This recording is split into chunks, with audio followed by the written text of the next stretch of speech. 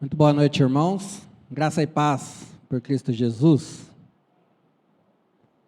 Bem, vamos compartilhar a palavra de Deus e eu também quero externar minha gratidão ao pastor Ciro e parabenizá-lo por esse aniversário de ministério, né? Todos os anos eu sempre lembro, às vezes é eu que lembro ele do dia 11 de dezembro. Então, mas que é uma data muito importante para a igreja, também para a vida do pastor, e que nós devemos sempre celebrar mesmo, ser grato a Deus pela vida do pastor Ciro, pelo ministério e por tudo que Deus tem direcionado a ele nessa igreja. E eu sou grato porque as oportunidades que ele tem me dado, direcionado por Deus de aprender, não só agora como pastor, mas em toda a caminhada, eu devo muito a ele estar observando tudo muito de perto.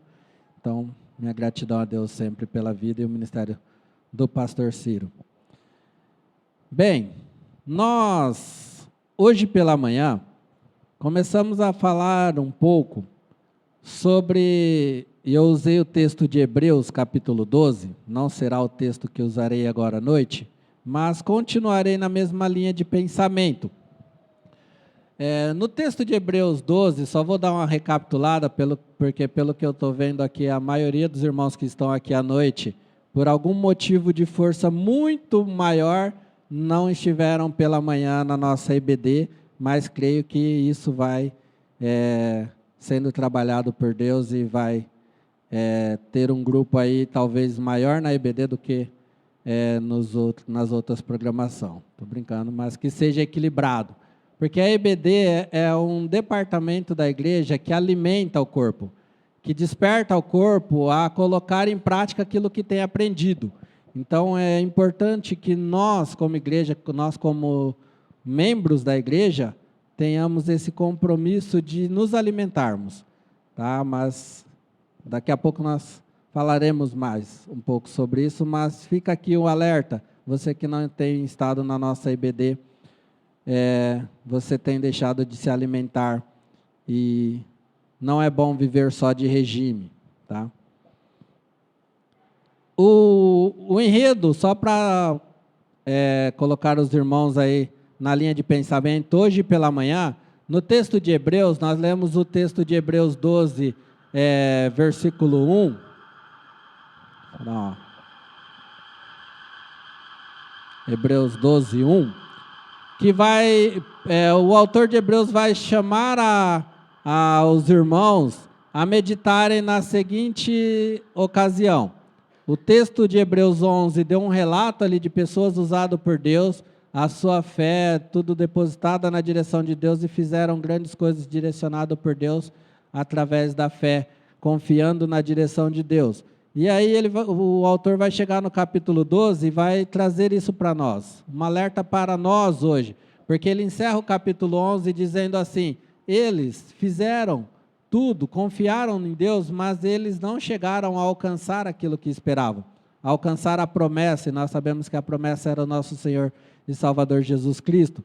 E aí o autor vai falar assim, porque eles esperavam, Deus tinha preparado algo melhor para nós, para a nossa geração, e nós sabemos que aquela geração tinha experimentado a presença do ministério e da consumação da obra salvadora do nosso Senhor Jesus Cristo. Então, o autor vai falar assim que Deus tinha preparado algo melhor para eles. E aí ele vai no capítulo 12 trazer a seguinte reflexão para nós, e aplicando para nós hoje, que foi o que nós usamos hoje pela manhã, nós que estamos rodeados de uma tão grande nuvem de testemunha.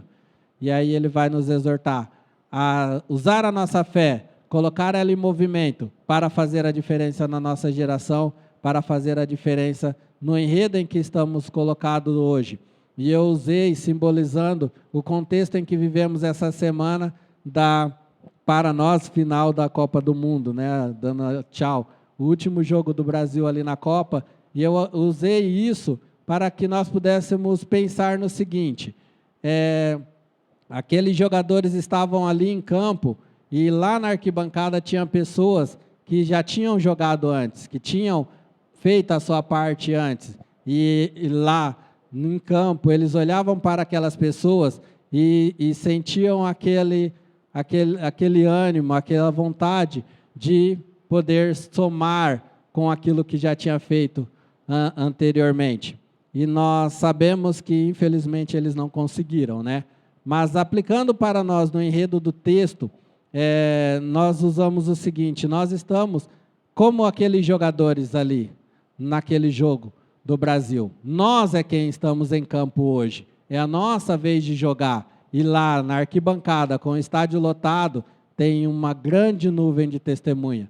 Grandes homens da fé, pessoas que vieram antes de nós, no enredo do contexto bíblico, também no enredo do contexto de história da igreja, grandes homens que foram usados por Deus, e lá na arquibancada eles estão olhando para a nossa vez de jogar e falando assim: agora é com vocês, nós já fizemos a nossa parte e saímos vitoriosos, agora é a sua vez de jogar, é nós que estamos em campo. E aí nós trabalhamos um pouco o texto em cima dessa visão, trazendo para, só situando os irmãos pela manhã, mas trazendo para agora à noite. Nós continuaremos aqui o estudo na carta de Paulo aos Coríntios e entrando hoje no capítulo 12. Pensando nessa ocasião, é a nossa vez. Nós estamos em campo, somos nós quem estamos trabalhando, somos nós quem fomos colocados aqui para exercitar a nossa fé, direcionados por Deus e fazer a diferença no contexto em que nós estamos. Fazermos a diferença aonde estamos inseridos como igreja. Nós, agora, nós podemos olhar para a arquibancada, olhar para essas pessoas e saber que é possível. Saber que podemos fazer a diferença, porque eles estão ali como testemunha para nós, de que Deus continua usando o seu povo. Na união de treinamento, falando aos homens, eu trouxe a seguinte reflexão, em um dos momentos, trazendo para eles assim: por que hoje nós não fazemos, muitas vezes, como igreja, no contexto geral, não fazemos a diferença onde estamos inseridos? E muitas vezes não fazemos a diferença nem nos nossos próprios lares. Nós olhamos para toda essa arquibancada, todas essas pessoas usadas por Deus e fizeram grandes coisas. São grandes testemunhas para a nossa vida, servem de ânimo para nós, sabendo que Deus ainda usa o seu povo. Por que hoje, muitas vezes, nós não conseguimos fazer a diferença onde estamos inseridos?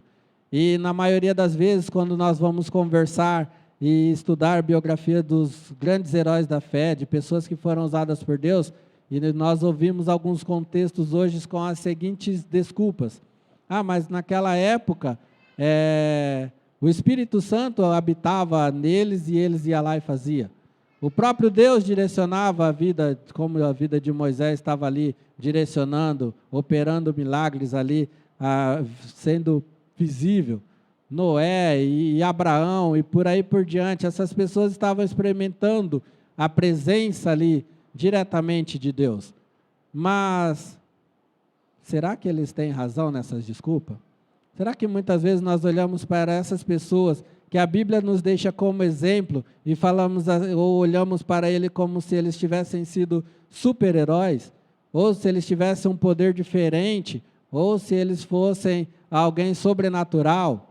Será que nós não olhamos para esses homens, para essas pessoas, e pensamos como a Bíblia relata que eles eram homens como nós, pessoas como nós, seres humanos, pecadores, falhos, como nós? Será que as nossas desculpas não são simplesmente para deixar algo vazio na nossa vez de jogar? Porque se nós pensarmos que o Espírito Santo estava com ele, habitava, por exemplo, como Sansão, que o Espírito tomava posse da vida dele e ele ia lá e destruía todo mundo. O Espírito Santo está com quem hoje? Habita em quem hoje? Naquele contexto, o Espírito Santo habitava em uma pessoa e fazia obra. Hoje ele habita na igreja. Hoje ele habita em cada um de você que confessou com a sua boca, partindo do seu coração, que o Senhor Jesus é o Senhor da sua vida. O Espírito Santo está com você.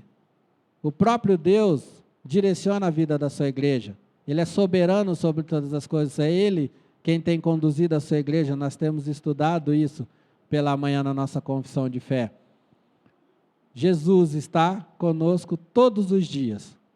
Todos os dias, quando ele diz isso no contexto de que ele enviou a sua igreja para fazer a obra, para testemunhar da sua fé, daquilo que tem visto e ouvido, dizer ao mundo que existe um Salvador, que existe as boas novas do Evangelho, ele disse, estou convosco todos os dias. Então, no mesmo contexto daqueles homens do Antigo Testamento, hoje vive a igreja. Só que de uma forma bem mais ativa. Hoje, toda a igreja é cheia do Espírito Santo. Toda a igreja experimenta a presença do Senhor Jesus. Toda a igreja experimenta a soberania de Deus conduzindo a vida da igreja. Então, irmãos, não podemos olhar para essas pessoas e pensar que é algo sobrenatural. O sobrenatural da vida deles foram simplesmente que eles estavam ali com a sua vida a serviço do Deus que os chamou para a obra. Quando nós pensamos que nós hoje estamos em campo, e nós trazendo aqui para o nosso texto hoje, no capítulo 12 de 1 Coríntios, Paulo vai começar a tratar aqui com a igreja sobre os dons espirituais. Os dons espirituais são uma ferramenta que Deus deixou para a igreja. É algo, uma capacitação que Deus dá à igreja para fazer a obra da qual Ele designou a igreja para fazer. Para a edificação do corpo, para o trabalho em conjunto da igreja, para que a igreja seja edificada.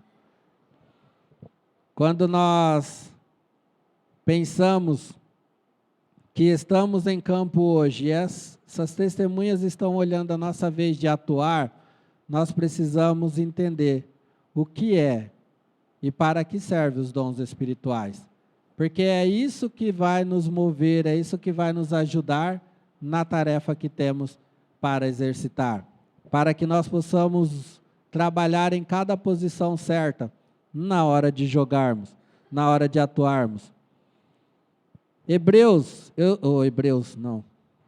Coríntios 12, versículos de 1 a 11, diz assim, eu estou lendo na versão RA, a respeito dos dons espirituais, não quero, irmãos, que sejais ignorantes. Sabeis que, outrora, quando erais gentios, deixáveis conduzir-vos aos ídolos mudos, segundo erais guiados. Por isso, vos faço compreender que ninguém que fala pelo Espírito de Deus afirma, anátema Jesus. Por outro lado, ninguém pode dizer, Senhor Jesus, senão pelo Espírito Santo.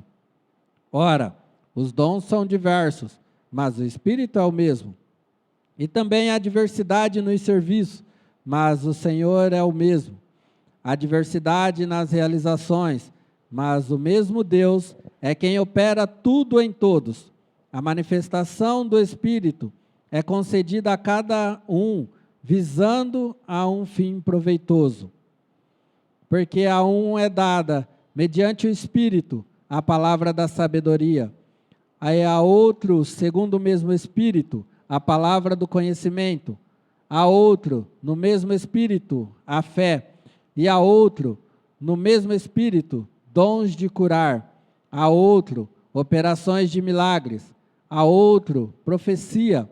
A outro, discernimento de espíritos. A um, variedade de línguas. E a outro, capacidade para interpretá-las.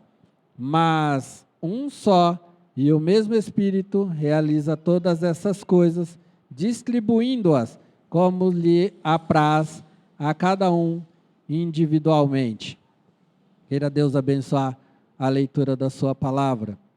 Irmãos, quando nós pensamos em dons espirituais, e a primeira exortação que Paulo dá aqui é que nós não sejamos ignorantes. Ignorantes. Essa é uma palavra que muitas vezes é usada de forma errada, né? Geralmente quando alguma pessoa fala de forma mais bruta ou fala de forma mais áspera com alguém, a pessoa fala, nossa, como você é ignorante, né? Então, mas a palavra ignorante quer dizer falta de conhecimento. Quando você usa a palavra ignorante para alguém, quer dizer que ela não tem conhecimento naquilo que está sendo discutido, que lhe falta um pouco de conhecimento naquela área. Então, Paulo está dizendo aqui à igreja que no que se diz respeito aos dons espirituais, para que a igreja não seja ignorante, não tenha falta de conhecimento nessa área. Então, dá já para entender aqui que não é algo que deve ser deixado de lado na igreja. A igreja deve entender sobre dons espirituais, deve conversar sobre os dons espirituais, deve estudar sobre isso e deve também saber aplicar os dons espirituais dentro da igreja, para que cada um entenda de forma clara o que é um dom espiritual e o que isso tem a ver com a minha vida e como isso aplicado na minha vida serve para a edificação do corpo da igreja do Senhor. Porque se eu sou ignorante quanto aos dons espirituais, provavelmente eu não vou trazer isso para a minha vida, não vou buscar entender de Deus qual o tipo de dom espiritual que Ele tem, o Espírito tem dado a mim, e consequentemente é uma área que vai ficar falha dentro do trabalho da edificação do corpo. Então, Paulo exorta a igreja aqui para que a igreja tenha entendimento dentro dos dons espirituais. O que estava acontecendo dentro dos tantos problemas na igreja de Corinto, né? Nós já vimos aqui 11 capítulos de Paulo tratando um a um dos problemas que chegaram até ele, e agora nós vamos ver do capítulo 12 até o capítulo 14, se não me engano, Paulo exortando a igreja sobre dons. Porque a igreja ela estava tendo um entendimento errado sobre os dons. E aí, dentro desse entendimento errado, a igreja ela estava exaltando um dom acima de outros. A igreja estava valorizando mais um tipo de dom acima de outros dons, desvalorizando outros dons. E Paulo ele vai começar a exortar aqui, a partir do capítulo 12, trazendo para a igreja um entendimento dos dons espirituais, para que a igreja entenda de forma clara o que é os dons espirituais e como isso é importante para a igreja. Então, nós não vamos tratar de todo o assunto dos dons hoje, nós vamos começar a ver esse assunto e vamos até o capítulo 14, tratando sobre isso. Então, os irmãos tenham paciência aí para saber de como vai se desenrolar tudo isso e qual a conclusão do que Paulo diz para a igreja sobre dons espirituais. Vamos nos atentar nesses 11 versículos aqui, do que Paulo começa a tratar.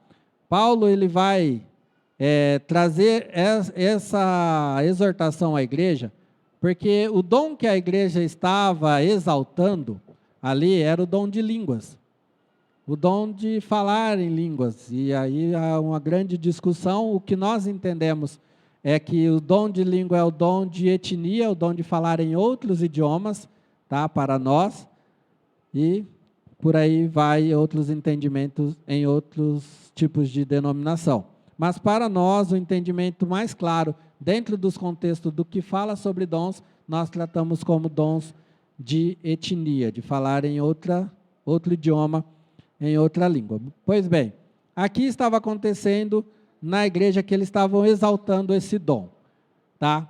E aqui Paulo já falando um pouco, Paulo ele vai depois dar uma lista de dons, e tem 5 lugares na Bíblia que ele vai tratar dando essa lista de dons. Sempre quando ele falar do dom de línguas, é o único dom que não serve para a edificação do corpo. É justamente o dom que Paulo, quando ele vai falar desse dom, não serve para a edificação do corpo. O dom de língua, Paulo vai tratar que serve para a edificação individual da pessoa. Vai tratar que vai servir para o crescimento e a alimentação da pessoa. Em algum texto ele vai enfatizar mais isso lá na frente no capítulo 14. Mas aí ele vai chamar a igreja a se atentar para isso, porque a igreja está exaltando justamente o dom que não edifica a igreja. Estava descartando ou deixando de lado os dons que serviam para a edificação do corpo. Agora pensa comigo, quantos problemas nós já vemos aqui na igreja de Corinto, que Paulo tratou até o capítulo 11 aqui, que poderia ser resolvido simplesmente pelo entendimento dos dons espirituais para a igreja. Quantos problemas a igreja não teria deixado de viver simplesmente pelo entendimento dos dons espirituais aplicados na igreja, da função de cada um, do exercício dos dons de cada um, do trabalho de cada um, do serviço de cada um, do crescimento espiritual de cada um, da alimentação espiritual de cada um. Quantos problemas dos que nós vimos aqui não poderiam ter sido resolvidos? Haja visto que nós vimos problemas aqui de desentendimento entre irmãos, de irmãos levando para juízo para fora da igreja, levando a tribunais outros irmãos. Haja visto que nós vimos problemas aqui de pecado na área sexual. Haja visto que nós vemos problemas aqui de divisão dentro da igreja por irmãos que preferiam a pregação de um ao ensino do outro. Haja visto que nós vemos problemas aqui até na ceia do Senhor.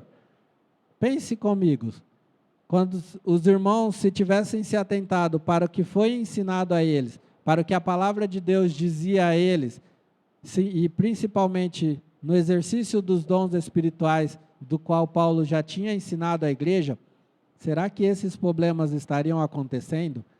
Ou será que esses problemas poderiam até estar acontecendo, mas será que teriam tomado proporções tão grandes a ponto de estarem registrados aqui hoje?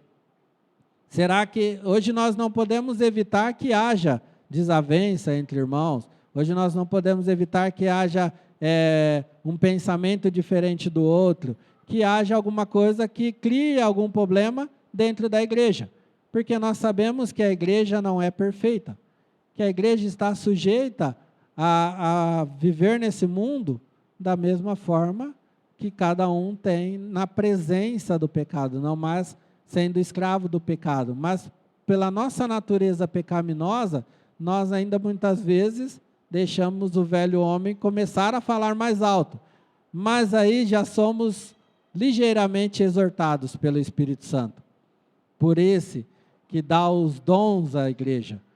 E aí você acorda e espera aí, vamos resolver isso. Trata da forma que tem que ser tratado e pronto. Mas a igreja aqui não estava dando ouvido ao Espírito.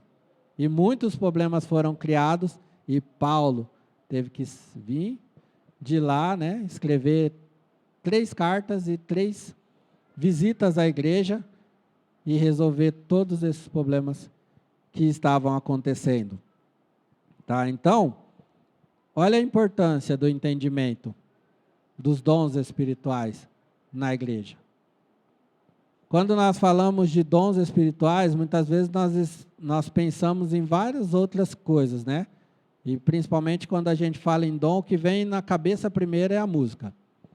Muitas vezes nós pensamos que o dom, e todo mundo hoje talvez não queira falar em línguas, mas todo mundo queria cantar ou tocar algum instrumento, porque é o que dá mais a impressão de você estar exercitando o seu dom na igreja. Mas quando nós olhamos as listas dos dons espirituais, não que o dom de música não seja um dom, tá, gente? Depois eu vou apanhar do Ministério de Música aqui. É um dom, tá? Mas quando nós vemos as listas, há muito mais trabalho, há muito mais questões, e muitas delas questões de caráter, de vida, de formação da igreja, no crescimento espiritual. Paulo vai trazendo nas suas cartas, chamando a igreja a amadurecer cada vez mais na fé, e é uma das palavras que ele usou aqui na igreja de Corinto, no início da carta, dizendo: eu não pude falar a vocês como espirituais, mas tive que falar a vocês como meninos, como crianças, porque vocês não foram crescendo, não foram amadurecendo. Então o exercício dos dons, o entendimento, vai nos fazendo crescer. O que é edificar? É construir. Então, começa ali com um tijolo, você está edificando uma casa, você está construindo uma casa. Você começa ali com o alicerce, vai colocando os tijolos, vai até ela ficar pronta. Quando nós falamos que os dons espirituais servem para a edificação da igreja, é construindo. A igreja vai amadurecendo. Nós estamos fazendo aniversário aqui, né? Comemorando aí uma data importante e uma longa caminhada de 33 anos de formação dessa igreja, e ela está sendo edificada. Ela está crescendo. Cada dia, cada ano sendo colocado mais um tijolinho, uma janela, uma porta, isso, e vai edificando. Isso é edificar a igreja, edificar na vida espiritual. A igreja está crescendo em conhecimento da palavra, a igreja está crescendo em missões, a igreja está crescendo no ensino, a igreja vai crescendo em todas as áreas. Mas isso, como que pode ser? Como que cresce? Exercício dos dons espirituais. Os dons, eles não servem para medir o grau de espiritualidade de uma pessoa. De forma nenhuma, o dom espiritual serve para medir o grau de espiritualidade de uma pessoa. Ele não é um aferidor. O dom, ele é para o exercício do corpo, mútuo. Ele não é para o indivíduo só, para ele. Eu vou exercitar o meu dom aqui porque eu vou crescer, eu vou... Não é para a edificação da pessoa. É para que o exercício do dom da pessoa sirva para a edificação da igreja. O exercício do dom nunca é para o crescimento da pessoa, mas é para exercitar para o crescimento do corpo de Cristo.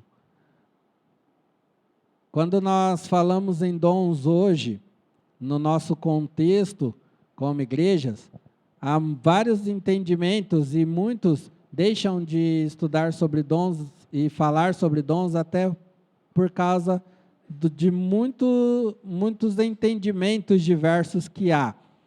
Hoje nós temos vários pontos, como por exemplo o cessacionismo, que é o entendimento de que os dons de sinais, os dons de milagres, como existia para os apóstolos antes, cessaram. Cessaram esses dons.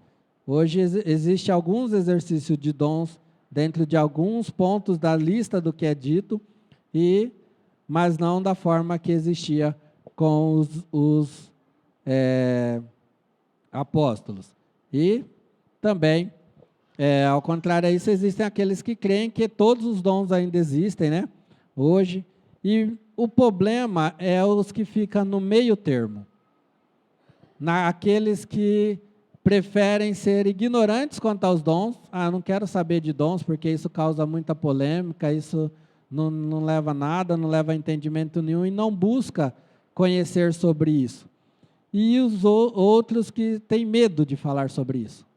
São as pessoas que não gostam de tratar sobre isso porque têm medo do assunto ou têm medo de falar sobre o assunto pelas polêmicas que causam tal assunto. Então, nós precisamos hoje entender esses dons, olhar para a palavra de Deus e entender eles de forma contemporânea. O que a palavra de Deus diz sobre isso? O que os dons têm para nós hoje? Quais os dons que ainda existem, se alguns deixaram de existir ou não, mas nós precisamos conversar sobre isso constantemente na vida da igreja, assim como nós conversamos sobre aquilo que cremos, assim como nós conversamos sobre a certeza da nossa salvação. Nós conversamos sobre isso porque é importante, nós precisamos estar firmados no que cremos, precisamos estar confiantes no que cremos. E também quando nós conversamos sobre os dons, quando nós debatemos e chegamos a alguma conclusão, é para sabermos como usar. Sabermos a nossa fé no que cremos, como nós colocamos ela em ação. Os dons, ele vai nos levar a isso, a colocar-nos a nossa fé em ação. Dos versículos 1 ao 3, Paulo ele trata aqui e chama a atenção da igreja de que existe um contraste entre o antes e o agora. A pessoa que antigamente era e a pessoa que é agora. Quem você era antes de Jesus e quem você é agora, como cristão. Então, do versículo 1 ao 3, Paulo vai falar que deve existir claramente essa mudança. Ele vai dizer que nós não devemos ser ignorantes, e no versículo 2 ele continua: sabeis que, outrora, quando erais gentios,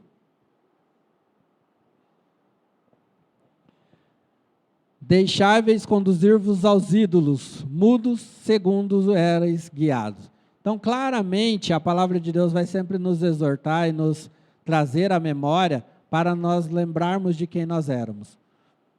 Quem era você antes de Cristo? Porque isso vai te dar cada vez mais gratidão por aquilo que Cristo fez na sua vida. Se você não sabe quem você era, você não sabe o que mudou na sua vida, você vai ser grato pelo quê? Pelo que você vai ser grato? Você não sabe o que Cristo, da onde Cristo te tirou, do que Cristo te mudou, o que Ele deixou, conseguiu tirar da sua vida e transformar para ser usado no reino dele. Então, Paulo aqui nesses versículos, Paulo em Romanos capítulo 12, Paulo em outras cartas vai sempre nos exortar a olhar para trás e ser grato a Deus.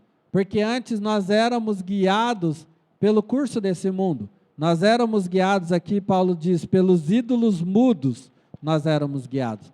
Nós, como nós vimos aqui, estamos vendo na nossa confissão de fé, nós não tínhamos vontade própria, porque a nossa vontade era escravo da nossa natureza pecaminosa. Então, nós temos que sempre ser grato a Deus, porque nós éramos, mas agora nós não somos mais. Tem que ficar bem claro isso na vida de um cristão. Eu era, já não sou mais. Houve uma transformação, e o que houve entre o antes e o depois é Jesus Cristo. É Jesus que fez essa separação. Não sou mais escravo do pecado, não sou mais escravo da minha natureza pecaminosa, mas o Filho verdadeiramente me libertou e agora eu sou livre. Não sou mais escravo. Por isso, vos faço compreender que ninguém que fala pelo Espírito de Deus afirma: anátema Jesus. Por outro lado, ninguém pode dizer Senhor Jesus senão pelo Espírito Santo. Aqui é por causa de um contexto anterior da igreja, que muitos que faziam parte da igreja de Corinto estavam vindo de uma religião pagã, da qual era semelhante ao espiritismo hoje. Era tomado por espíritos e toda a religiosidade deles, e alguns tinham trazido isso para dentro da igreja. Então, muitos começavam ali, e algumas vezes se dizia que era tomado por algum êxtase, alguma questão, e começava a falar essas coisas, e muitas vezes falando contra Jesus. E aí Paulo vai exortar a igreja a corrigir isso. Porque ninguém que é cristão pode falar anátema Jesus. Anátema é maldito. Então, ninguém que é guiado pelo Espírito de Deus vai pronunciar isso. Então, corrijam esses irmãos. É o contexto que Paulo vai estar exortando aqui. Pelo contrário, por outro lado, sempre que alguém profere que Jesus é o Senhor, que Jesus é o Cristo, isso não pode vir de uma natureza humana, de uma natureza pecaminosa, mas vem de uma direção do Espírito Santo de Deus. E haja visto só ressaltando aqui que não é um simples pronunciar Senhor Jesus, né? Não é esse simples, mas algo que procede realmente do coração, de uma declaração séria, de que Jesus é o Senhor. Essa profissão só pode vir de Jesus, e nós vemos isso em Romanos capítulo 10, que é o que vai nos exortar, que se com a nossa boca nós confessarmos, porque essa que provém do coração. Tá? Então, há uma clara divisão do antes e do depois. E isso vem por Jesus Cristo e dirigido pelo Espírito Santo de Deus. Tá? No versículo 4 e 5 também há esse contraste, essa divisão entre ídolos e o Deus Trino.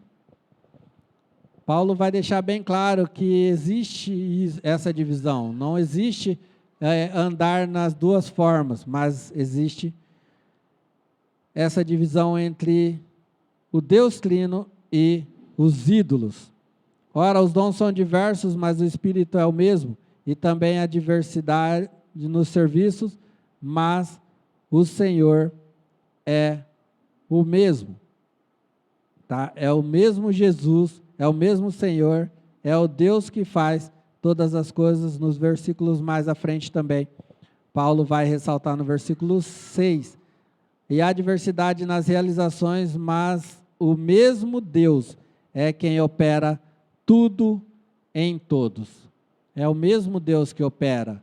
É o mesmo Deus que faz com que o Espírito trabalhe na sua vida para que você confesse Jesus como Senhor.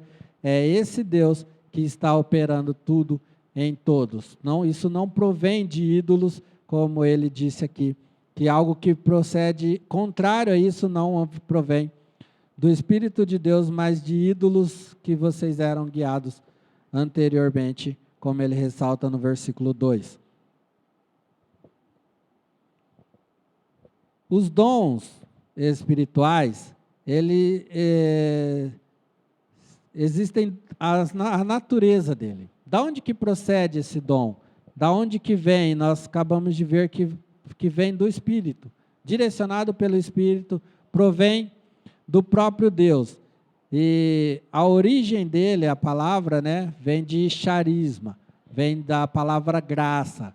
É algo dado por Deus, de livre e espontânea vontade, sem nada, sem merecimento, sem levar em conta algo que nós buscamos, mas é algo dado por Deus. Então, a partir do momento em que nós fazemos parte do corpo, fazemos parte do senhorio de Cristo, e o batismo com o Espírito Santo para nós, que nós entendemos que é o momento em que nós somos inseridos nesse corpo, somos colocados nesse corpo a partir de que somos selados pelo Espírito Santo, juntamente com esse Espírito ele nos dá os dons. Então a natureza desse dom vem da mesma natureza da palavra, é graça, é um dom da realização, daquilo que eu recebi de Deus para poder fazer. E já a aplicação desse dom, como Paulo vai falar aqui, ele usa a palavra que vem da origem da diaconia, do serviço, a atuação do dom vem a partir do serviço. Então eu recebo esse dom gratuitamente de Deus, é dado a cada um gratuitamente, mas para eu colocar em prática. Então a atuação desses dons é o serviço, é a diaconia. Então a natureza dos dons vem parte do próprio Deus como graça, como presente para o seu povo, como presente para a sua igreja. E o propósito desse dom é um propósito divino. Primeiramente, todos recebem esse dom. Aqui nós podemos ver isso no versículo 7. A manifestação do Espírito é concedida a cada um, visando o fim proveitoso. Tá? Porque a um é dado, e ele vai discorrer os dons, mas ele diz que é dado a cada um. Cada cristão tem o dom, é recebido essa graça de Deus, de receber esse dom para ser aplicado no serviço. Então, o propósito divino de dar dons a cada um é a edificação do corpo de Cristo, para que o corpo cresça, para que trabalhem junto. E nós vamos ver bem isso quando nós chegarmos nos versículos das próximas mensagens, quando ele vai falar o simbolismo da igreja como um corpo, o exercício dos dons como um corpo a partir do versículo 12. Tá? E há variedades. Há variedades. Esse é o principal entendimento que a igreja tem que ter e o principal ponto que Paulo vai bater na igreja de Corinto. Porque a igreja estava exaltando um dom, mas Paulo vai ressaltar aqui a variedade de dom. A manifestação da graça de Deus é infinita. Tá? Então nós temos que entender que o mesmo dom não é dado a todas as pessoas, mas aqui Paulo vai discorrer aqui alguns dons que ele vai ressaltar, mas essa lista também não é exaustiva. Existem vários outros dons, existem várias outras habilidades que é dada à igreja para a edificação do corpo. E nós precisamos buscar em Deus como eu posso me envolver com o trabalho, com a igreja, de forma que eu possa exercitar esse dom com sabedoria para a edificação do corpo de Cristo. Existem, irmãos, uma diferença enorme em ser participante da igreja e ser envolvido com a igreja, com o corpo. Nós não podemos, como cristãos, simplesmente participar das atividades da igreja. Se o Espírito dá dons a cada um para a edificação do corpo, e eu não me envolvo de forma prática com a igreja, de que forma que eu possa colocar o meu serviço, colocar o meu dom a serviço, atuar ele na diaconia do corpo, com certeza a parte da qual eu sou colocado para a edificação desse corpo vai ficar falho. Ou Deus vai levantar outras pessoas, mas a minha vida provavelmente vai estar não muito bem alimentada, não muito bem desenvolvida como deveria estar na área espiritual, por falta do envolvimento, da atuação do dom na obra da edificação do corpo do Senhor. Então eu preciso, como cristão, me envolver com o trabalho. Hoje o que nós mais vemos aí no contexto geral dos evangélicos é as pessoas procurando uma igreja que, como que essa igreja pode abençoar a minha vida? Como que essa igreja pode fazer diferença na minha vida? E nunca, não vou usar nunca porque talvez tenha, mas é muito difícil ver alguém procurando uma igreja e pensando como que eu posso ser usado nessa igreja.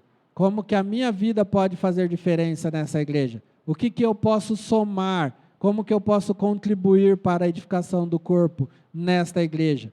Esse deve ser o pensamento cristão, quando procura fazer parte de uma igreja. Como que eu me envolvo com essa igreja na prática? Não buscar algo que vai me preencher, buscar algo que vai somar na minha vida, senão nunca uma igreja vai estar bom para mim. Ou eu não vou gostar da música, ou eu não vou gostar da pregação, ou eu não vou gostar do ambiente, ou eu não vou gostar nem do patrimônio da igreja, e vou indo. Nunca vai estar bom. Eu vou estar pulando para lá, pulando para cá, pulando para lá. Mas quando eu peço a Deus que me coloque num lugar para que eu possa exercitar o meu dom, a minha diaconia, no serviço, para que o dom que Ele me deu seja usado para a edificação desse corpo, independente da forma que a igreja está, independente de como é a igreja, eu vou estar servindo da forma que Deus me chamou para servir. Esse deve ser o pensamento de cada cristão, e para isso nós precisamos entender o que é dons espirituais. E o principal entendimento disso também vem no versículo 11. Mas um só, e o mesmo Espírito realiza todas essas coisas, distribuindo-as como lhe apraz a cada um individualmente. A soberania do Espírito Santo de Deus na distribuição dos dons deve ser algo de nós louvarmos a Deus. Porque não depende do meu gosto, não depende daquilo que eu quero. Porque, como eu disse aqui, na maioria das igrejas só haveriam músicos, se dependesse daquilo que os cristãos querem. A maioria querer ficar só cantando. Mas a soberania do Espírito de Deus, Ele sabe o que Ele te capacitou para fazer. E Ele sabe o que a igreja necessitava quando Ele colocou você aqui. O Espírito Santo de Deus sabe para que você está aqui, por que Ele te colocou aqui e de que forma você pode servir para a edificação desta igreja. Em 33 anos de fundação, você já entendeu por que você está aqui? Você já entendeu para que o Espírito Santo de Deus te colocou aqui e qual a capacitação que Ele te deu, porque essa igreja está precisando que você atue? Ele é soberano, Ele sabe o que faz, e Ele não te colocou aqui à toa. Ele não te trouxe aqui à toa. Ele te trouxe aqui para servir, para somar, para edificar, para ajudar na edificação do corpo, para ajudar na edificação da igreja do nosso Senhor e Salvador Jesus Cristo.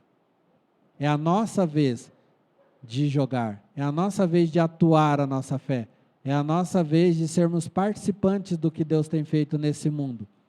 De que forma temos entrado em campo? De que forma nós temos entendido o porquê esse time que Jesus formou e colocou aqui, nesse local? Qual o propósito? Como estamos lutando? Como está o nosso ânimo? Como está o exercício dos nossos dons? Que Deus possa cada dia mais nos ajudar a caminhar juntamente com Ele, entendendo o dom que o Espírito tem nos dado e exercitando esse dom, ser capacitado para edificar esta igreja local, da qual Ele, que é soberano, nos colocou aqui. Amém?